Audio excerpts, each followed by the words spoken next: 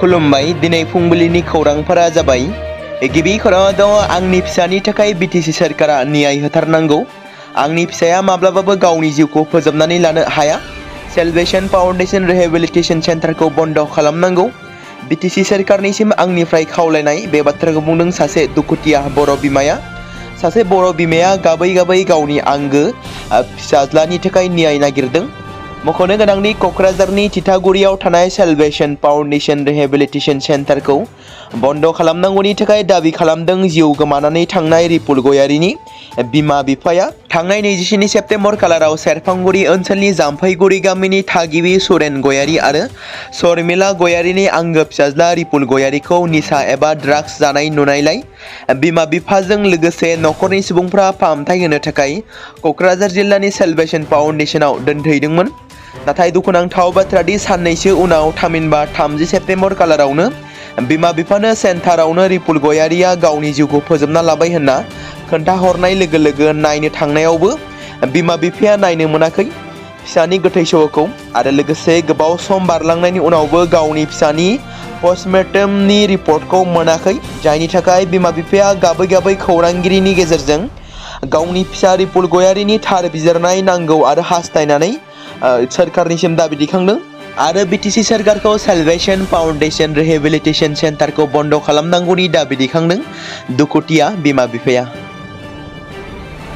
नैथि खौराङाव दङ सोरखार दाफुंनायनि उनाव हाग्रामा महिलारिया आइजोफोरखौ गिभ एन्ड टेक पलिसि जागायदों मख'नो गोनांदि बिसायख'थि समाव भटारफोरखौ बायदि रोखोमनि खोथा होनानै गोहो आवग्रिनानै मोननो हानाय हाग्रामाया आइजोफोरनो दा सरासनस्रा आदबजों गिभ एन्ड टेक पलिसिखौ जागायदों बिटिसि सोरखार दाखांनायनि उनाव बिटिसिनि गाहाय मावफुं सोद्रोमा हाग्रामा महिलारि बिथाङा मैया बिटिसि सेक्रेटारियेटआव जानाय गिबि मावफुं जथुमखौ दैदेनो आरो गोबां गोनांथार थिरांथाफोर लायो मावफुं जथुमानि उनाव हाग्रामाया आइजोफोरनो खौरां बिजोंनि गेजेरजों फोरमायोदि मेलाव माखासे थिरांथा लानाय जादों आरो लोगोसे फैबाय थानाय समाव थामहिनबा बिधानसभा बिसायख'थिनि सिगां बिटिसिआव हा पाट्टा राननायनि खामानिया जागायगोन हा पाट्टा राननायनि थाखाय बिटिसिआव गोनांथि जानाय मावफारियाफोरनि आंखालनि थाखाय हा आरो रेभिनिउ बिफाननि आजिरा मोननाय मावफारियाफोरखौ अरायथा नङै महरै थिसननाय जागोन होनना बिथाङा बुङो बिथाङा बेखौबो फोरमायोदि बिटिसिनि सोमोन्दो गोनां बिफानफोराव सा 29 आजिरा मोननाय मण्डल आरो मावख'गिरिफोर दं बिथांमोनखौबो साख्रियाव थिसननाय जागोन मख'नो गोनांदि हाग्रामा महिलारि बिथाङा बुंबावनाय बायदिब्ला जिब जुनार फिसिनाय ना दिहुनथाय रेशन होनाय आखाइ दानाय सि जोम दारिमिन बायदि बिफानफोरखौ गोनांथि होनाय जागोन आरो बबेयाव खरसा खालामनाया बांसिन मुलाम्फा जागोन बेखौ थि खालामनो थाखाय मोनसे हान्जा दानाय जागोन बे समावनो गिबि मन्त्रि डक्टर हिमन्त बिश्व शर्माजों जानो गोनां मेलनि सोमोन्दै बिटिसिनि गाहाय मावफुं सोद्रोमा हाग्रामा महिलारिया बुंबावोदि ब्लक ट्रेनिं लानाय सा 200 सेंग्रा सिख्लाफोरा ओरैनो जिरायना दं बिथांमोना हाग्रामा महिलारि बुंनाय बायदिब्ला बिथांमोननो साख्रि होनाय जागोन आरो 100 कोटि राङा माबोरै खरसा जागोन बेनि सायाव थिरांथा लानाय जादों आरो बिथाङा बुंबावोदि ना फिसिनाय ना दिहुनथाय रेशन आखाइनि दानाय लुनाय आरो सि जोम बिफानफोरखौ गोनांथि होनाय जागोन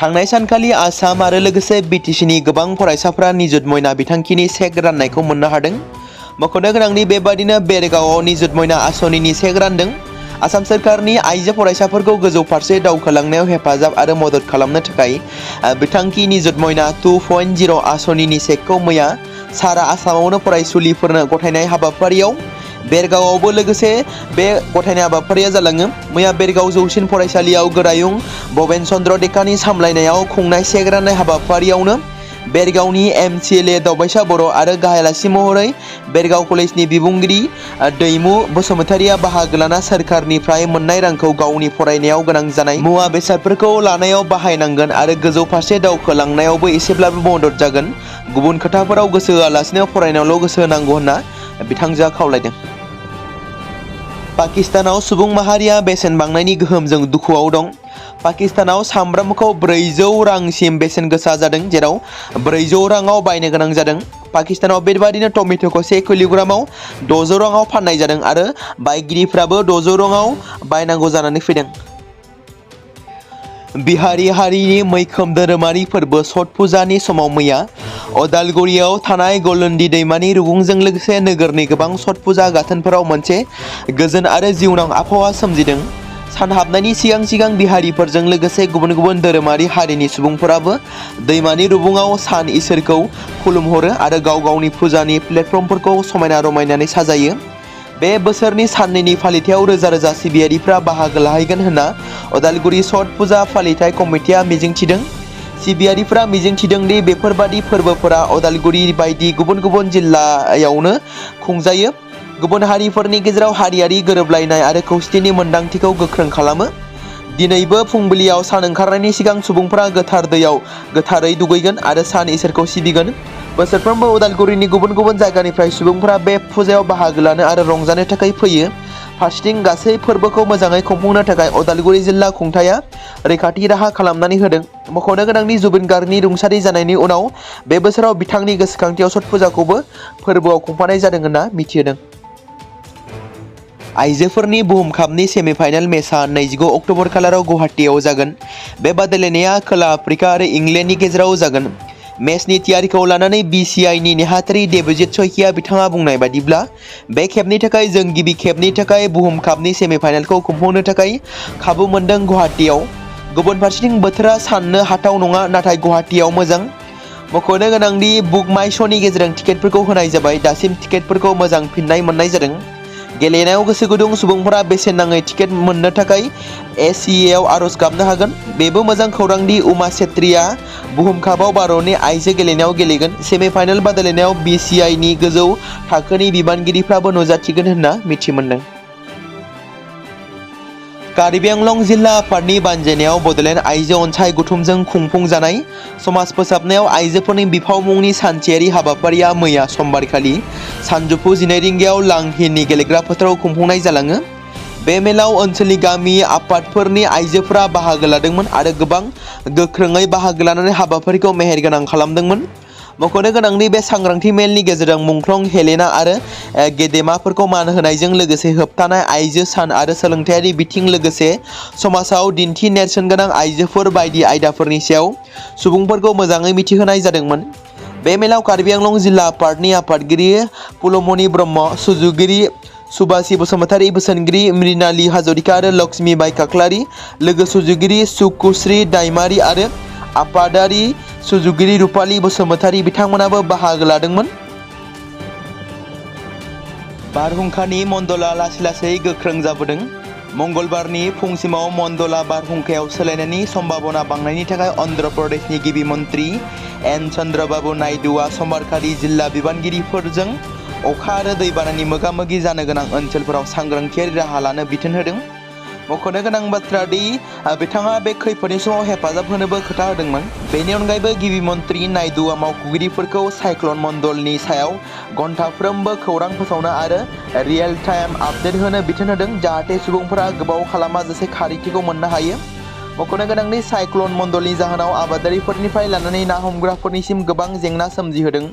सरासनस्रा सुबुंफोरनि गेजेराव गिखांनाय आरो गिनाय दंदि थारैनो बे बारहुंखाया बबेयाव गोग्लैगोन। बारहुंखानि थाखाय आबादारिनिफ्राय लानानै ना हमग्राफोरनिसिम साफ्रोमबो जिंगासिनांगौ जायो, जेराव गोबां समफोरावनो साइक्ल'ननि गोहोमा नुजाबोबाय थादों। बोथोर बिगियान बिफाना फोरमायथिनाय बायदिब्ला वेस्ट बेंगलाव बारहुंखाया गोख्रैनो गोख्रोंसिन जाबोबाय थादों। अन्ध्र प्रदेश, उरिष्या, तामिलनाडु आरो सोनाब बंग'आ सिगांनिफ्रायनो एलार्ट फोसावदों। हादोरसाफोरनि फरायसालि आरो सोलोंथायारि फसंथानफोराबो बन्द' जादों। लैथो रुगुं ओनसोलनि थागिरिफोरखौ रैखाथि गोनां जायगाफोराव दैथायहरनायबो जादों। बेजों लोगोसे ना हमग्रा नाव आरो जाहाजफोरखौबो 29 अक्ट'बरसिम लैथोआव थांनो नाङा होननानै बिथोन होनाय जादों। उरिष्यानि रेभिनिउ आरो रेजिस्टार मेनेजमेन्ट मिनिस्टार सुरेश पुजारीआ फोरमायथिनाय बायदिब्ला फैबाय थानाय खैफोदनि गोहोमा गं 15 जिल्लाफोराव गोहोम गोग्लैगोन। बेफोरनि गेजेराव मोन 8 जिल्लाफोराव गोबां अखा आरो गोख्रों बार बारनायनि आसा दं होनना मिथिहोदों। अन्ध्र प्रदेश आरो उरिष्याया गोबां अखा आरो बारहुंखानि जाथावना गोहोमनि थाखाय थियारि खालामगासिनो दं होनना IMDआ मिथिहोदों। नोंथांमोना माब्लाबा मोनसे गारिनि सोमोन्दै खोनादों ना, जेराव सुइमिं पुल? मख'नो गोनांदि आमेरिकायाव ओरैबायदि मोनसे गारि दं जाय गासैबो आखुथायफोरजों फैयो। बे गारिखौ दा आमेरिकान ड्रीम बुंनाय जायो, जाय बुहुमनि बयनिख्रुइबो गोलावसिन गारि होनना साननाय जायो। बे सोमोनांथाव कारखौ 1986 मायथाइयाव आमेरिकानि मुंदांखा कस्टम कार डिजाइनार जे अहरबार्गआ डिजाइन खालामदोंमोन। बै समाव गारिया 60 फुट 18.28 मिटार गोलावमोन। बेनि उनाव 100 फुट थामहिनबा 30.54 मिटारसिम बांहोनाय जादोंमोन। दि आमेरिकान ड्रीमाव मोन 22 साखा दं आरो मोननै V8 इन्जिन दं, मोनसे सिगां आरो मोनसे उनथिं। 2022 मायथाइयाव बे गारिखौ गिनीज वर्ल्ड रेकर्डआव मुलुगनि बयनिख्रुइबो गोलावसिन कार महरै फारिलाइयाव दोननाय जादोंमोन। कारनि डिजाइन आरो सुबिदाफोरा 5-स्टार हटेलजों जुजिनो हायो। बेनि आखुथायफोरा जादों गंसे सुइमिं पुल, डाइभिं बोर्ड, गिदिर वाटार बेड, बाथटब, मिनि गल्फ कोर्स आरो हेलिपेड। बे गारियाव मोनसे समावनो सा 75 सुबुंफोरा जिरायनो हायो होनना मिथिमोनदों। नैथि खौराङाव दङ जायखिजाया धोरोमनियानो जायाथों मानो सासे सुबुङा बिसि थाखानानै नैथि हाबा खालामोब्ला 7 बोसोर जोबथेसालियाव थांनांगोन। बे बाथ्राखौ बुंदों रायजोनि गिबि मन्त्रि डक्टर हिमन्त बिश्व शर्मा बिथाङा। दिनै बिर लाचित सेनानि सा 8 सोद्रोमाफोरखौ किडनेप खालामनो नाजानायनि दायाव नोगोराव खारदों। फुंनि 9:30 रिंगासो समाव आफादनि 10 आरो 12 सोद्रोमानि मोनसे हानजाया प्रतीक्षा देहा फाहामसालिनि मोखाङाव सासे लाइमोनखौ लांखारनो नाजादोंमोन। बे सेंग्रानिफ्राय गासै 15 आरो 20 लाख रां दाबि खालामनायनि अजदनि सायाव सोद्रोमाफोरखौ बेरेखायै केस थिसननाय जादों। बेनि उनाव दिसपुर पुलिसआ मोनसे अपारेशन खालामनानै आफादनि सा 8 सोद्रोमाफोरखौ खारदों।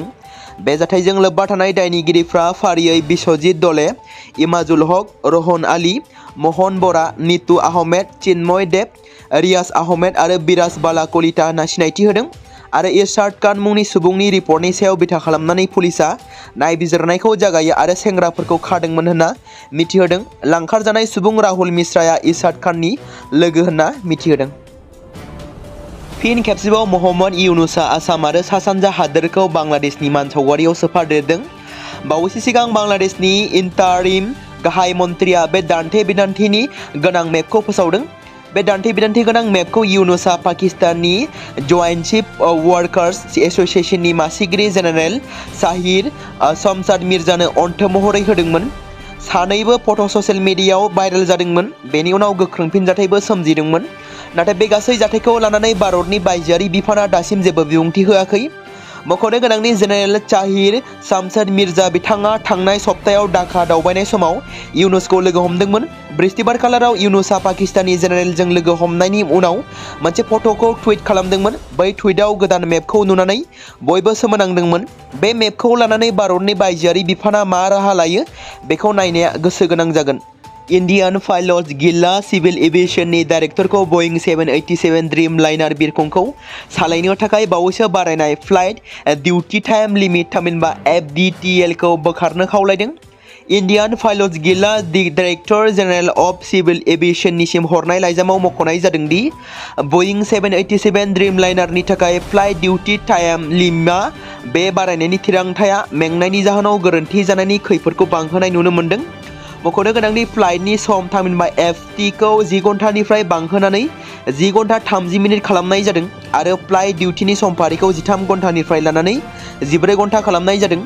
सुबुं उद्यननि गाहाय सामलायगिरिनो हरनाय बे लाइजामाव एस'सिएशनआ आमेरिकानिफ्राय फेडारेल एभिएशन एडमिनिस्ट्रेशन थामहिनबा FAA एयार क'अर्डिनेशन डाइरेक्टर खौ मख'दों। बइं 787 बिरखंआव केप्टेननि सीटनि रिक्लाइन फांसनखौ होबथानाय जादों, जाय गोलाव खारनाय बिरखंफोरनि समाव जिरायनायनि गुनखौ थोंजोङै गोहोम खोख्लैयो। केसफोरखौ बोखारनानै लानो थाखाय गासै थिखादारफोरनिसिम खावलायहरदों बिक्रम दैमारिया। गोजाम बिलखौ मोननो थाखाय जायफोर कन्ट्रेक्टरफोरा हाइ कर्टआव केस खालामदोंमोन बैफोर केसफोरखौ बोखारनानै लानो थाखाय गासै थिखादारफोरनिसिम खावलायहरदों BTC कन्ट्रेक्टर एस'सिएशननि गाहाय नेहाथारि बिक्रम दैमारि बिथाङा। गगामुग बर' फरायसा थुनलाइयारि आफादा खुंगा 25थि सिनायथि फोरबो लोगोसे रुफाथि मायथाइ फालिथायखौ मैया सुबुनसिरि फरायसालिमायाव गाजा गोमजायै खुंफुंनाया जालाङो। बे हाबाफारिजोंनो लोब्बा लाखिनानै खुंफुंनाय गेवलां मेलाव गाहाय आलासि महरै दुलाराय बर' फरायसा आफादनि मानाव गेदेर आफादगिरि दिपेन बर' बिथाङा बाहागो लायो आरो बेखेवगिरि आलासि महरै बाहागो लायो सुबुनसिरि फरायसालिमानि गोरायुं डक्टर रुपेश्वर सेटिया बिथाङा। हाबाफारियावनो थांखिजानाय बुंथिगिरि आलासि महरै बाहागो लायो डिब्रुगड़ मुलुगसोलोंसालिनि लेङाइ बिबुंगोरा डक्टर ब्रिदुल बसुमतारी बिथाङा। बे हाबाफारियावनो दुलाराय बर' फरायसा आफादनिफ्राय नेहाथारि बड'सा ब्रह्म, सुबुं फोनांजाब नेहाथारि रुबुं केरकातारि, लोगो सोलोंथाइ नेहाथारि बिश्वजित नार्जारि लोगोसे धेमाजि जिल्ला आरो लखिमपुर जिल्ला आफादनि आफादगिरिजों लोगोसे बिबानगिरि बिथांमोनाबो बाहागो लादोंमोन। BPF दोलोनि सोरखारा थारैनो बर'नि जोहोलाव रन्जन दैमारिखौ जोबथेसालिनिफ्राय उदां खालामनो हागोन ना? हाग्रामा महिलारि बिथाङा आद्रा थाबावनाय जोबथेसालियाव थानांनाय गासै बारग' NDPफोरखौ उदां खालामगोन ना? बे बिथिंखौ नोजोर बोनानै दासान्दि समाजारि बिजों आरो फेसबुकनि गेजेरजों सावरायजानायखौ नुनो मोन्दों, जेराव बेरेखा दोलोनि माखासे सुबुंफ्रा ससियेल मिडियानि गेजेरजों अजद दैखांदों, जेराव ओरैबायदि बाथ्रा फोरमायथिदों हाग्रामा महिलारि दैदेननाय BPF पार्टिया गोहोआव फैनायनि उनाव रन्जन दैमारिखौ उदां खालामनांगौ बेखौ लानानै सावरायजानायखौ नुनो मोन्दों। आसा खालामो बिथां हाग्रामा महिलारिया जाहाथे बिर जोहोलाव रन्जन दैमारिखौ जोबथेसालिनिफ्राय उदां खालामनायाव हानायमानि खामानि मावगोन आरो गासै आद्रा थाबावनाय गनो गोनां बारग' NDPफ्रा जाहाथे उदां अख्राङाव फैनो हायो। बे बाथ्राखौ मख'नो गोनांदि थांनाय 5 बोसोराव प्रमद बर' दैदेननाय UPPL सोरखारा जोबथेसालियाव थानांनाय माखासे बारग' NDPफोर जाय बिथांमोना NIA केस नांनानै दंमोन बिथांमोना जोबथेसालिनिफ्राय उदां जानो हादों आरो नखर आरो समाजाव गोरोबलायनानै थाफैनो बिथांमोना खाबु मोनदों। नाथाय बेनि अनगायै CBI केसजों एक्टिभ जानानै थानांनाय गेदेमा रन्जन दैमारिजों लोगोसे माखासे बारग' NDPफोरा दासिमबो जोबथेसालियावनो दं। बेनिखायनो जाहाथे बिथांमोनखौ उदां खालामनायाव BTCनि गोदान खुंथाय सोरखार थामहिनबा BPF सोरखारा उदां खालामनायाव जाहाथे हानायमानि मदद खालामगोन बेखौनो आसा खालामनाय थाबाय। बे समाव मोनसे गोनां फोसावथाय बर' सावथुन नायनानै मोजां मोनग्रा गासै बर' रायजो राजाफोरनि गेजेराव लानानै फैदों मोनसे बर'नि OTT प्लेटफर्म गोनां, जाय प्लेटफर्मनि गेजेरजों नोंथांमोना बर'नि गोदान गोजाम सावथुनफोरखौ नुनो मोनगोन। थांनाय माखासे बोसोर सिगां बर'नि गेजेराव लानानै फैनाय निउबो एप बायदिनो फिन आरोबाव लानानै फैदों बर' रायजो राजाफोरनि थाखाय। बे बाथ्राखौ मख'नाया गोनांदि 2025 मायथाइनि जानुवारि दानाव ओंखारनाय आंगो स्ट्रिम मुंनि मोनसे OTT प्लेटफर्म गोनां निउबो एपनि गेजेरजों नोंथांमोना गोबांथार बर'नि सावथुनफोर जेरै ट्रेजेडि, रमान्टिक, एक्शन आरो कमेडिजों बुंफबनाय सावथुनफोरखौ नुनो मोनगोन। जेरै सनानि नखर, थांखि गैयै समाज, अनसुला आफा, हिर', बिमा बायदि बाजै, अर, थैसाम, वान्टेड, संदान आरो रं नाम्बार बायदि सावथुनफोरा मख'जाथाव। बेफोर सावथुनफोरखौ नायनो थाखाय नोंथांमोना गिबियावनो आंगो स्ट्रिम एपखौ गाव गावनि मबाइलाव थानाय प्ले स्ट'रनिफ्राय डाउनल'ड खालामनानै लोगोसे इनस्टल खालामनानै गावनि मबाइल नाम्बारजों लगइन खालामनानै लाग्रोनांगोन। बेनि उनाव नोंथांमोना गोबांथार नुनो मोनै सावथुनफोरखौ गुगोल पे, फन पे आरो पेटिएमजों रं नाम्बार सावथुनखौ नायनो थाखाय 60 रां आरो संदान सावथुनखौ नायनो थाखाय 80 रां, वान्टेड सावथुनखौ नायनो थाखाय 60 रां, थैसाम सावथुनखौ नायनो थाखाय 60 रां बेबायदिनो गोबांथार नुनो मोनै सावथुनफोरखौ नायनो थाखाय सुबिदा खालामनानै होदों आंगो स्ट्रिम प्लेटफर्मा। फिन नोंथांमोननि गेजेराव फोरमायबावनो लादों बर' सावथुन नायनानै मोजां मोनग्रा गासै बर' रायजो राजाफोरनि गेजेराव लानानै फैदों मोनसे बर'नि OTT प्लेटफर्म गोनां, जाय प्लेटफर्मनि गेजेरजों नोंथांमोना बर'नि नुनो मोनै सावथुनफोर जेराव गोदान गोजाम सावथुनफोरखौ नुनो मोनगोन।